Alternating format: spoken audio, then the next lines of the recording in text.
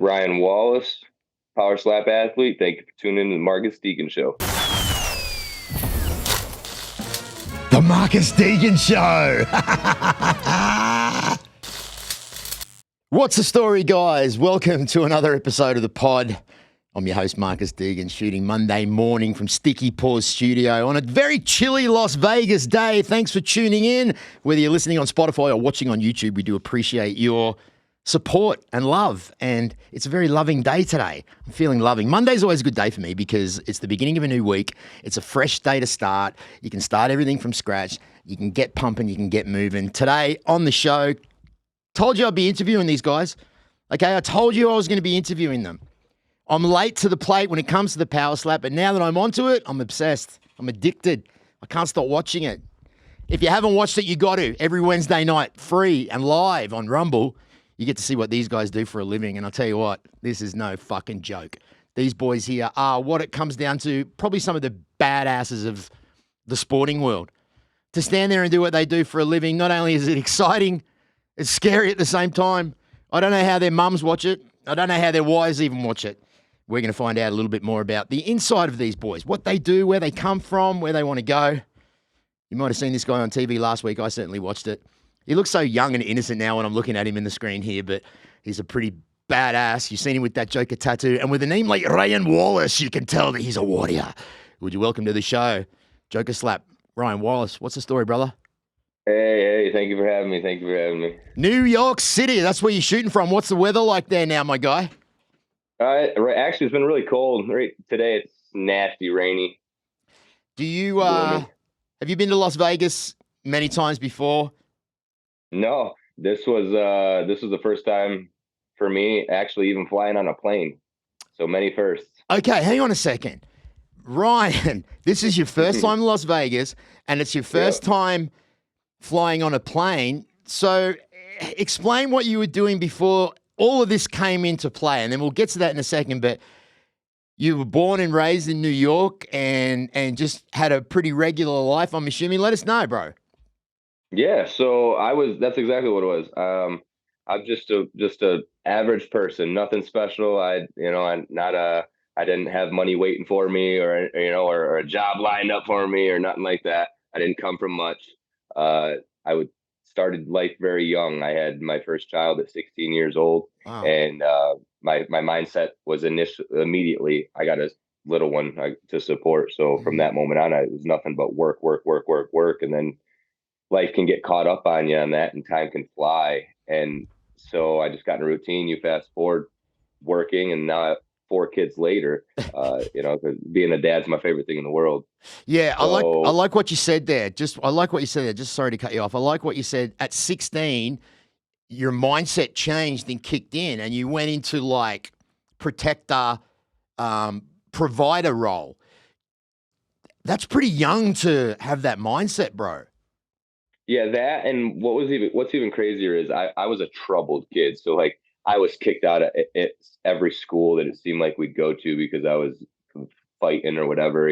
My mom and family actually had to move several times just because of, we had to go to different schools.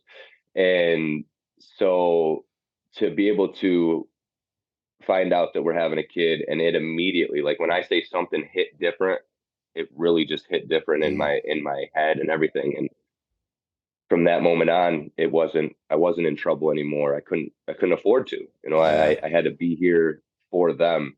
So it was just work. And where I'm from little towns.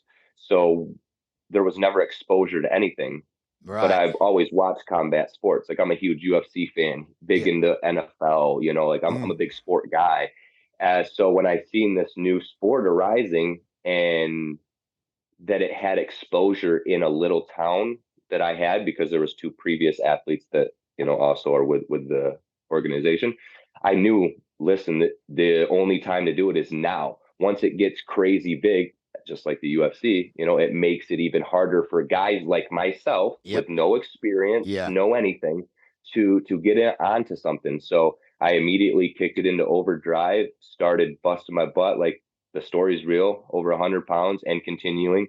And it's simply because I want to have that power slap championship over my shoulder one day. That's the goal. Well, so this is what I already know about you so far. Okay. You've already proven that at 16 years old, you can have the mindset to provide for a child. So you've already shown that, integrity wise and mindset wise, you've definitely got that skill. What you've done with your weight, I mean, it's extraordinary. Like it's not only is it inspirational to other people that are chunky around the world, but it just for your health and what you've done, it's amazing, and I really really respect that.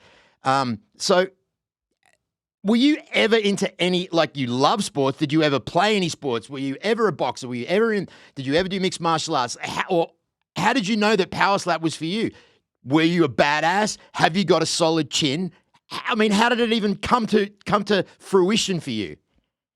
Okay, so again, I always fought. As far as sports, I played basketball and baseball pretty religiously. Basketball was more my sport. I played like game of modified, and then I got moved to varsity.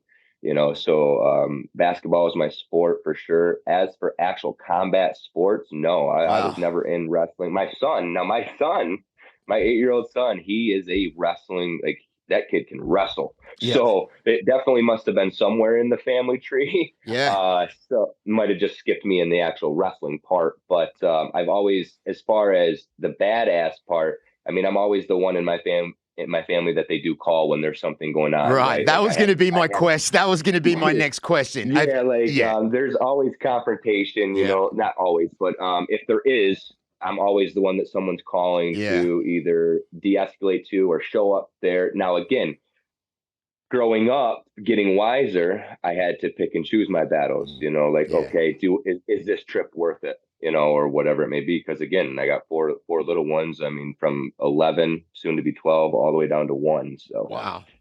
Wow, you got that fertile that fertile blood in you, brother, so to speak. yeah, no, we're done. No, we're done. Okay. You start your own power slap squad soon. So, where were the Yeah. auditions? So, you came to Vegas? Is that where the No, so me, I mean, I just applied right online. Now I was blessed to have reached out. I feel like I've been a part of the sport from day one because I've surrounded myself by reaching out.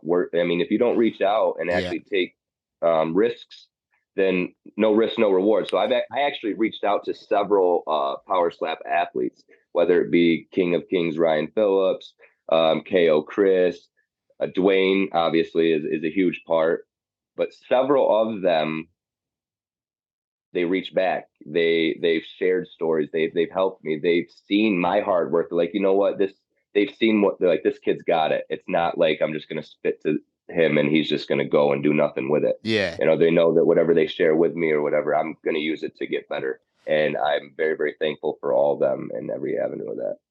So, what's changed now you're in this great organization run by Dana White? You're meeting all these people and you're on TV. How's that changed, like, how you feel? Honestly, it's still surreal. It's still like a hit me again, again, Yeah. because my friends, family, everyone calling up, like, sharing my story. I'm so proud.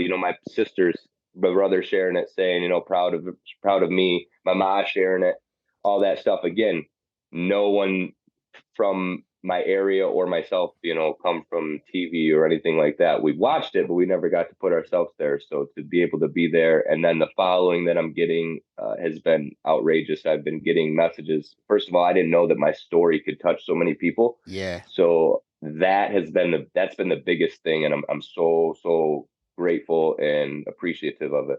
Isn't it funny, man? Like, when you can, like, help people without even realizing that you're helping them, that's just such an Yeah. amazing feeling to have an impact on someone's life because of what they've seen on TV. It's got to be a really gratifying feeling for you, and even a sense of bliss when you hear those kind of things, right? Extremely. I mean, I'm a big teddy bear at the end of the day. I mean, I get emotional pretty easy, but it's more so just like it's just my heart's out there. Like, this stuff means so much to me that I really want everyone to see that, but I also want everyone to know, like, you can change it too. You have that mindset, anything can change it. You just got to get out there and do it, and reach out to the people that you feel you should. Don't be afraid to either, because a lot of these people, they really will, myself included, they're here for you. Reach Yeah. out to them. Yeah, it's kind of funny, right? Like when people say, "Oh, I was just too scared to ask," or "Oh, I didn't know what to say," or I feel embarrassed, or I feel like a fool.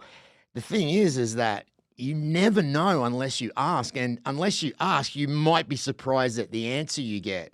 Um, so that's great, Ryan. That's great that people are reaching out to you and that you're having an effect on people's lives. Because in the end, right, this is all good and everything, and it's great sports and it's good being on TV. But I suppose the human nature in us all, we just want everyone to do well and to be successful and be happy. So if you can make that part of someone's life, that's fair play. That's good karma coming back on you. So the kids, do they sit around on Wednesdays, and did they watch last Wednesday? And how did you feel after watching last Wednesday? So absolutely, my kids, they love it. Yeah, My youngest or my youngest daughter, she loved the fact she was on TV. yeah. My son, my oldest son, he loves it. And as for the outcome, like I said, it wasn't the same, but I want my kids to see that, because I want them to also know that just because you work hard and you feel like you outwork everybody, you're not always going to win. That's okay. Just use it as fuel to come back stronger. How did you feel after seeing that? Do you remember anything after that? I honestly, I don't remember anything from like the chair moments or nothing like that. But again, I wouldn't change none of it. Yep. It's awesome. I also stood across from a very, very good competitor Hmm. that I don't think many could have. Yeah. I was talking to KO Chris the other day, and yeah, I really, really liked him. I thought he was a great guy, another great guy with a great story that's just trying to better his life for him and his Yeah, kids. And yeah, man, it's a rough. It's not for the faint-hearted. I was saying to KO Chris, it's how it made him feel when a lot of the UFC athletes are like, "Fuck that! There's no way. There is no way I'm doing that. That is crazy as shit." And I admit, I used to think that as well. But then when you really sit down and you look into the rules and the regulations, and there is a skill set involved, not moving your feet at all when you're putting so much force behind your slaps, that alone, I challenge anyone to try and do that, to try and stand with both feet sanded on the ground and throw all that power and not move. What's the hardest part about being a power slap athlete apart from taking the slap? What would you say is the most difficult part? it's The the mental, the mentality. mental. Okay, I love that. The 100%. mental. And you could see that in like even in some matches, like the commentary do point some out and make it obvious, but you can tell when somebody is scared up there. Yep. And if Yep. you go back and watch any power slap match where someone's looked scared, tell me that person's won. You find one, you ain't gonna. You're not going to. So getting and again, I preached about it, like knowing your body and everything like that. But Mm. it all comes down to mental. I knew who I was coming up against. I knew who I was going against a week before. I knew who he was before I even came in. Yeah. But I could have sat there and been like, oh my God, what am I gonna do? Mm. Oh, he's legendary. No, I came in there. I know what I've done. I Yeah. know what I've put in. I know what I'm bringing to the table, and I'm going to he's going to know he was in a battle with me regardless, and he did up. I mean, he did up until obviously the end Yeah. of the match, but Yeah. it was it was good. Again, I wouldn't change anything other than wishing that I sped up the weight cut a little bit and made it to 185. Right. Well, listen. I mean, with that mental ability that you have to be a power slap athlete, were you happy with the way that you mentally prepared for that bout? I mean, obviously the result didn't go the way that you went, but the build up to it, were you happy with the way that you felt about yourself when you were standing in front of him, knowing that that was a possibility? Were you happy with the result of what your mind did? Absolutely, Good. because there's not one point where you can see fear. And again, there was I'm not I had no fear, No. but I didn't want any question of that because I didn't fear the man. I don't fear any man. I just respected and knew that he was going to take shots. So no, my mentality was there. I mean, I believe in breathing, things like that. I did all that stuff before, got in the zone, put my head where I needed to be for that dog fight. Yeah. What do you do to prepare your jaw? Because there's only so much you can do, right? Like your neck obviously has to be, your jaw has to be. Obviously, when you're, you know, the defense is really, what is your defense? What the fuck is your defense in power slap? Because there is no defense apart from your toughness, right? Yeah. So honestly, I truly believe that's the biggest question mark in this sport is going to be defense because everybody does it differently. Right. There's not one true proven way. Somebody who does it one way could be champion, and somebody that does it the exact same way as him could have been knocked out every single match. Yeah. You know, so that's honestly the biggest unknown. All you can do is strengthen what the common sense things tell you, I would say, and then reach out anywhere like that. But as far as Jawzrsize has a thing, shout out, Yep. that you can get, you chew on I'm sure you've seen it, everyone Yep. chews on it. Yep. Myself, I don't really care for that one out front. I use these two that they just come as two little rubber pellets. You put them on the side of your jaws, Yeah. and you just bite down like that instead of out here like that. Right. Yeah. So, Same concept. yeah. So, kind of going back to maybe the defense, it's what you said before. It's where the mind kind of kicks in more so than the body. If you can maybe fuck with your opponent leading up to the bout, maybe mess with his mind a little bit, maybe think he's not as good as he is, that could be part of your defense, is mentally breaking him down. Do you agree with that? Oh, absolutely. Shout out to Austin. I 100% Austin Turpin. That's one of his game plans, and you've seen that in his last match. Yes. Wolverine, legendary fighter, has never shown any emotion whatsoever in a fight. Came out like just ready. And actually, and that's I enjoyed seeing Wolverine like that, as I'm sure a lot of the audience enjoyed that. So, for give Turp his credit there to be able to pull that out of Wolverine. Yeah. Yeah. It's kind of like when you talk about it, when someone hasn't been knocked out or hasn't been dropped by a slap, they kind of seem unbreakable to you as you watch it on TV, and then seeing their emotion change as they're coming up against an opponent that might be able to possibly do it. It's damn exciting. I always judge my sports by the way that it makes me feel on the inside.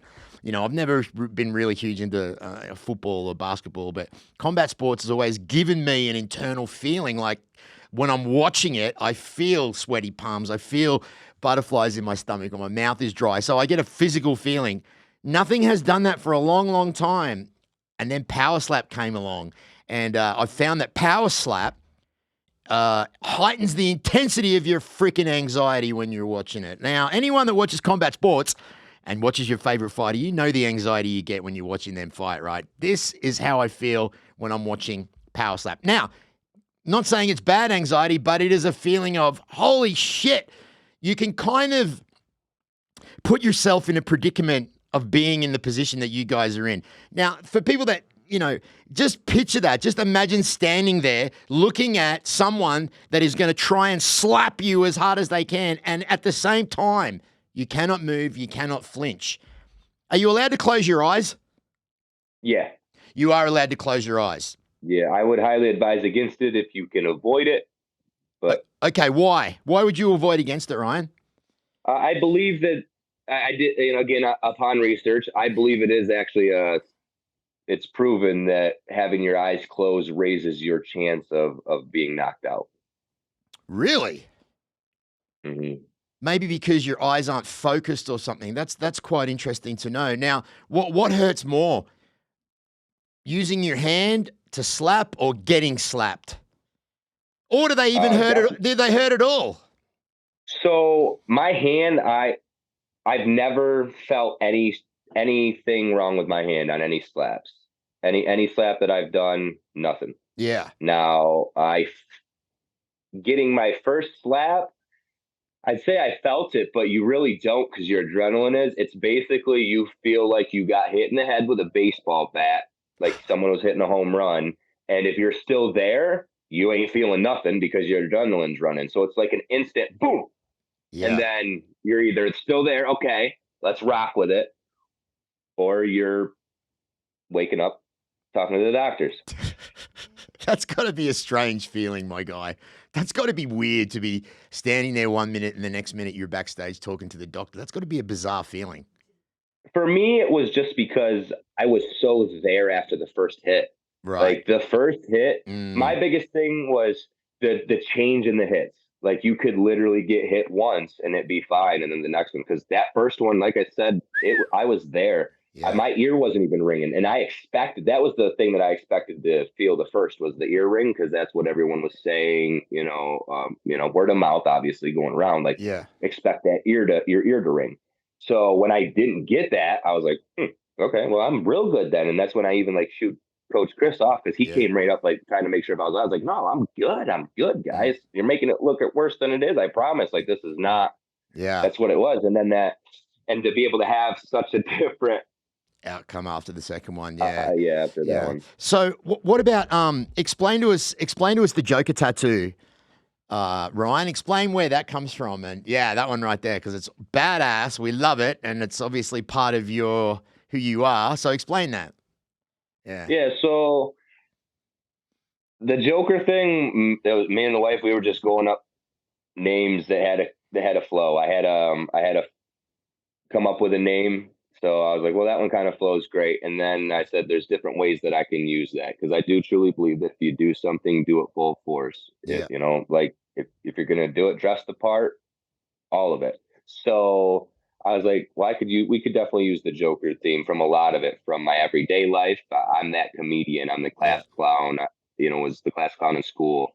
I like to bring out laughter in everybody. So there's that aspect of it. Then there's the Joker, actual Joker that everyone knows he's on TV side of it, which is that crazy when he wants something, he's hungry for something, whether it be Harley Quinn or whatever, Robin Banks or whatever he's doing, right? Yeah. He gets, he's gonna do whatever crazy tactics he has to get the job done. And I'm like, you know what? That's been kind of my story my whole life. Right. Whether it be everything stacked against me, I do whatever I have to do to get the job done. So I was like, you know what? I could definitely use this as to just just throw a nickname out there and then whatever.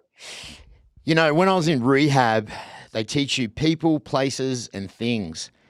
What's it like hanging around and being associated with people like Dana White and that organization and all the people that are involved with it? Does that change your way of thinking and make you want to be even better than what you are? Absolutely. I'd love to think that my first impression on all of them was amazing, Yep. but I don't want it to be. I don't plan on it being my last impression. Hmm. I truly plan on taking this sport and doing everything I can in my power to make it grow to be even bigger than the juggernaut that it is now. Yeah. And it will end one day with a title on my shoulder, and I'll be helping a division do that. I firmly believe that. And again, I'm going to go all in to get that done. By the end of 2024, I will have a contender shot or a title. Yeah. And I love the way that you think. My job here is to bring some exposure to the power slap and to the athletes. And that's why I wanted to speak to these guys. I love the underdog story. I love the guy that struggled, the guy that's had it hard, and then their life starts to turn around. The Rocky story. I love fighting for the underdog, and it makes me so dang happy when I see things starting to turn around in people's lives. Um, I'm sure that you're gonna. Well, Wednesday night is when we get to watch everything. And can you give us any little hints of what's happening this Wednesday? So this Wednesday, you definitely want to tune in. We got the Rican Rambo, someone who I personally actually got a bond with in the house that he's going against country hoodlum Devlin Hamlet. So Mm, both of them, crazy amount of power they're going to be bringing. I can tell you they're going to be bringing a lot of power. Tune in. You will not want to miss that one. It's going to be a banger for sure. And then I know we got Double Z, Dub Z, the Hawaiian. Zane also going to be making his appearance on this episode. That's one that you're not going to want to miss. He's a good dude too. The only thing that sucks about the power slap is that it's over in half an hour. Half an hour, you just get touched by it and then bang, it's off and you got to wait till next week. But hey, that's the way it is. That's the way it keeps us going. Guys, you can see all the toys behind me, bigshots.com, getbigshots.com. They've got some of the best plushies in the business. Look at this wide shot here. Now, if you're going to get something for your dad or your husband or your brother or your boyfriend or whatever for Christmas, if you use my promo code MDSLV, you're going to get, what are we going to do? Let's do 10% of anything that you purchase. Get 5 or 6 of them. Your husband will love you.